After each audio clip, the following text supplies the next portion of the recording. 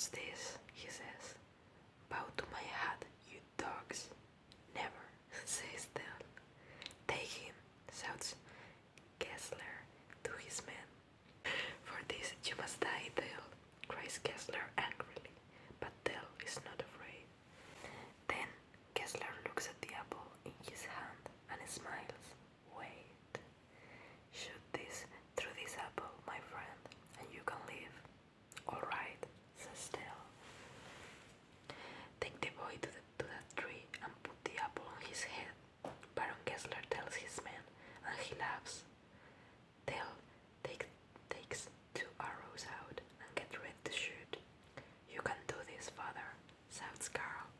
"Don't be afraid." William Del shoots 1 arrow at his son, and it goes through the apple and into the tree. "Why have you got a new arrow ready?" asks an angry Kessler. "To suit you, Baron," says Del. "Take him to my castle," Kessler tells his men angrily. The Baron's men take Del to a boat on the lake. "Run, Carl," shouts Del to his son. People throw things at the Baron. They aren't afraid of him anymore. When the boat is out on the lake, there's a bad storm. "Let's get Del to help us," shout the Baron's men. "He's good with boats." So Del steers the boat, but soon there are rocks in front of them. "What are you doing?" Kessler shouts at him. Del jumps from the boat before it hits the rocks. Suddenly, Kessler and his men are in the water. Suddenly. "You're a dead man, William Del," shouts the Baron angrily. "And every man, woman, and child in town must die with you too." Wow. Del says nothing. He takes an arrow and shoots Kessler. The Baron falls into the lake and does not come up again. The end. Wow.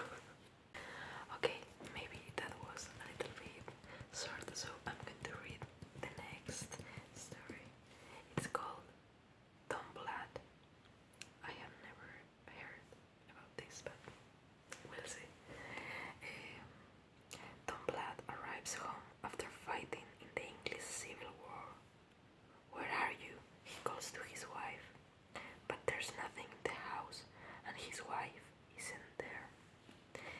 He looks at her picture. "I must find her. But where? Perhaps she's in London." Tom goes to London to look for his wife, but no one can help him. Then, after 3 long days, a man gives him some food, some good news. "She's living in that house over there," he says. Tom finds his wife in a small room. "Why are you here?" he asks. "We have no money, Tom," she says. "The king has our